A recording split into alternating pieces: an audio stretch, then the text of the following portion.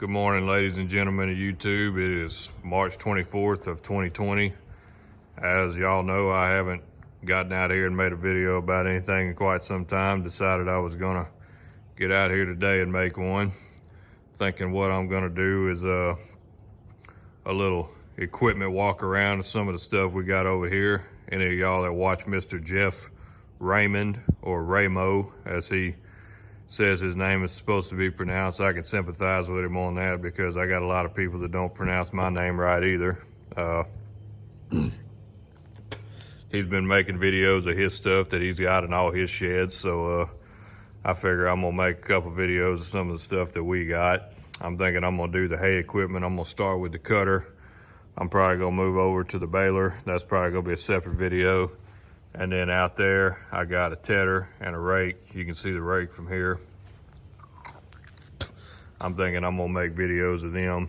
That'll probably be the same video, the tedder and the rake, because there's not really a whole lot to look at on them. So I'm thinking those are probably both gonna be the same video. So anyway, without further ado, we're gonna start with the cutter. I'm gonna walk over here by it.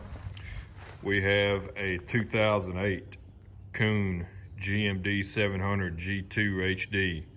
We bought this piece of equipment in 2015 in Tucson, Louisiana, from a dealership called Alton LeBlanc and Sons. They are farmers, more specifically cattle farmers. They had, I think, about a 200 head cow-calf operation, and they also had a dealership. They sold Kuhn, they sold Kloss, they sold a lot of different things. I believe they sold LS tractors over there. I don't remember what all they sold. Anyway, a guy had traded this thing in. He would trade his stuff in every 5 years. The cutter was, let's see, 2008. It was 7 years old whenever we got it. It's 12 years old now. So still a relatively new piece of equipment, at least by my standards it is. It's 9 foot 2 inches, and I believe it requires a minimum of 55 PTO horsepower to run it. We run it with this tractor right here. That's the tractor that's run it ever since we bought it. I came close to having to run it one time with my grandpa's John Deere, but I didn't. It's been a pretty good machine so far. We haven't had any problems with it. Looks like they got a little bit of an oil leak right there, but that's not really a big deal. Probably just take that apart, change some O-rings in it if it ever starts leaking bad enough. Hydraulic cylinder doesn't leak. PTO shaft right here. It has a nice little place where you can stow it away right there. I'm not sure why this piece of rope's on here. I think my dad tied that on there. Category 2 hookup only. Some cutters have category 1 and category 2. This is category 2 only. It's got some kind of a chain right here. Not real sure what that chain's for. I've never hooked it up. It's always been hung right there. Hydraulic hose has a nice little spot where you can stow it right here. This is the, I guess, the serial number tag. Says it weighs 582 kilograms, which is about 11 or 1200 pounds. I believe it's actually kind of close to 1300 pounds. It doesn't have the little wrench that's supposed to go right here. I don't know what happened to it. It didn't come with it whenever we bought it. I've never adjusted the belt tension on it. The belts have never been changed. I've had this cover off the back before checking it out, but I've never changed them, never adjusted them. So far I've been pretty good there, luckily. Guess we'll come over here and look at the cutter bar. The cutter bar, the first thing you're gonna notice, let me move some of these pallets out of the way. First thing you're gonna notice is that it's covered in rust, but that's just because it's been sitting in here, and that is all pretty much just, my hand keeps getting in the way. That is all pretty much just surface rust. If you're wondering why it has kind of a white oxidized look to it, that's because it has Oshfo sprayed on it to try to help fight all that damn rust. Haven't had any trouble with the cutter bar so far. It still has all of the same, let me see if I can lean these up against something. I think they'll lean right here against the front wheel on this tractor. Yeah, there we go. So far, it has the same set of blades on it as it did whenever we bought it. I have flipped them over once. I flipped them over once. I sharpened them on the side that they previously were on. You can see here.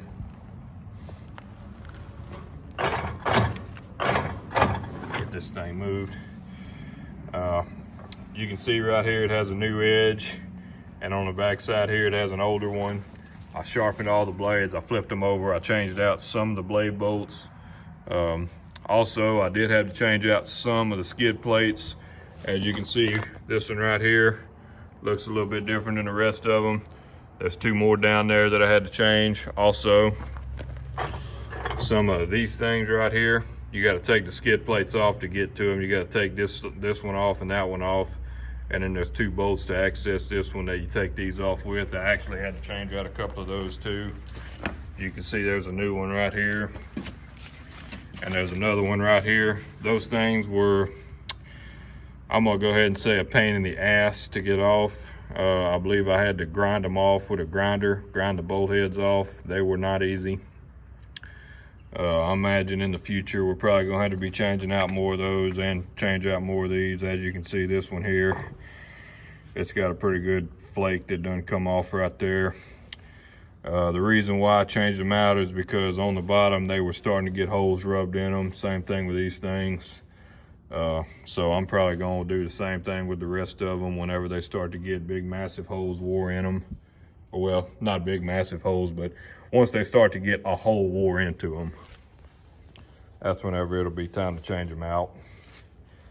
Till then, they'll just go ahead and ride like they are. And pretty much everything on this cutter bar can be taken apart. This big piece right here in the back that runs the entire length of it, that whole thing can come off. All of these can come off, all of these can come off. Basically, the cutter bar, you can see right about here where my finger is to right about here where my finger is to right about here. That's the width of the entire cutter bar. Everything else is all guards and skid plates and shields and everything. Adds everything else.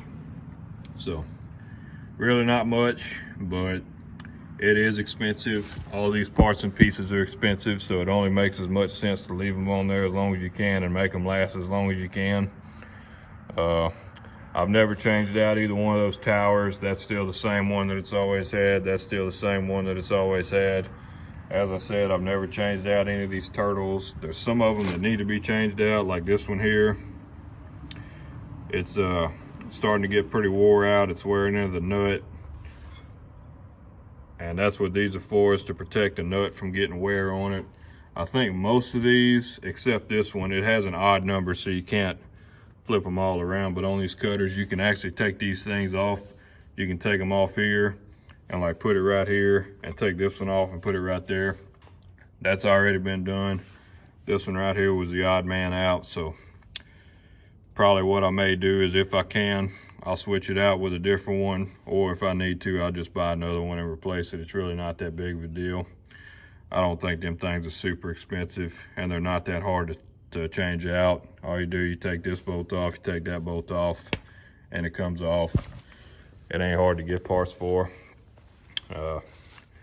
Wish I could show y'all a little bit better what this thing looks like and all that, but we got it in the shed here. This is where it sits, and as you can see, it's got shit stacked all over it. It's got pallets stacked on it. It's got the weed eater put on top of it. There's times where it's had more than this stacked on it. This right here had already been done whenever we bought it. I'm thinking they ran it into something, and that's the repair that they did on it. They got some kind of a piece of steel that they stuck back here. It don't look pretty, but as long as it don't give no trouble, it's gonna stay like it is. I'm never gonna do anything about it, honestly. Looks like it's still pretty much in line. Maybe it's cocked back a little bit from the cutter bar, but whenever you fold the tarp down, I'll tell you that you can't see anything. None of the blades or anything are exposed, so must not be too bad. It's got black marks on the tarp right here. This is where it rubs on the tire sometimes, the tractor tire, whenever you got it folded up. Tarp is in pretty good shape. It's just dirty. As you can see here, we got it tied on in some places with tie wraps. We actually got a punch and grommet set. I think it came from Harbor Freight. Me and my dad punched and grommeted the whole thing, and there's some places where it's tied on with rope. There's some places where it's tied on with zip ties. You know, it ain't pretty, but it works, and that's all we're really concerned about, is whether or not it works. They got something right here. I'm not sure what in the world this is. Almost looks like a nail or something. I don't know. It'd just be along for the ride. But anyway, yeah, not really a whole lot more I can say about this. It doesn't look pretty, but it's only a 2008. It's probably not really going to be getting replaced anytime soon. As you can see, some of this stuff here has some pretty bad rust on it, and I'm really not sure why this thing has as much rust on it as it does, because it doesn't get left outside. We put this thing in a shed, we wash it. It is dirty from sitting in here, but it gets washed, it gets put away every year. It doesn't sit outside. I've seen machines that sit outside that don't have as much rust on it as this one has, so I'm thinking maybe it's just had a shitty job done on the paint. They didn't do a very good job of painting it. But it is what it is, I guess. We do rust treatment. We can always just come with a can of spray paint. Nobody sees this anyway. Just come with a steel brush and brush all this off. Paint over with a can of spray paint, you know, do what we gotta do. But anyway, not really a whole lot more to say about this. It's been a great cutter. I would definitely buy another one. Kuhn GMD 700 G2 HD, 9'2". And this is a hay cutting son of a gun here. It'll cut hay pretty much just as fast as that tractor will pull it. Fast as it'll pull it, fast as you can stay in the seat, it'll mow it down. I'm actually pretty impressed with this thing. It's been a great one. It's been pretty much trouble-free. It hasn't been maintenance-free, but it has been trouble-free. It's never been down. We've never had to stop and fix this thing. We use it from the time we turned it on to the time we turn it off. It has never given any trouble. Only thing I gotta do every now and then, usually before I use it, is put a little bit of oil in the cutter bar. I've never had to add oil to the gearbox. I just check the oil in it, add oil wherever I gotta add oil, grease it. Make sure that ain't nothing getting a hole rubbed in it. Make sure that the blades are sharp. Just, you know, do a quick little check over. There's really not a whole lot to look at this thing, and not a whole lot that needs to be gotten ready on it before it goes to the field. And then it just goes to the field and it runs all day long. And then whenever it's done, we wash it, we put it back, and it's ready to go for next time. So, any of you guys in the market for a hay cutter, Kuhn's a good one to go with. Whether you buy a used one or you buy a new one, just if you are buying a used one, just make sure it's one that has been taken care of. You know, don't buy a piece of junk. Anyway, that's gonna be it for this video. Hope y'all enjoyed it. Guess the next one, like I said, is gonna be the baler. I don't know if I'm gonna make that video today or not.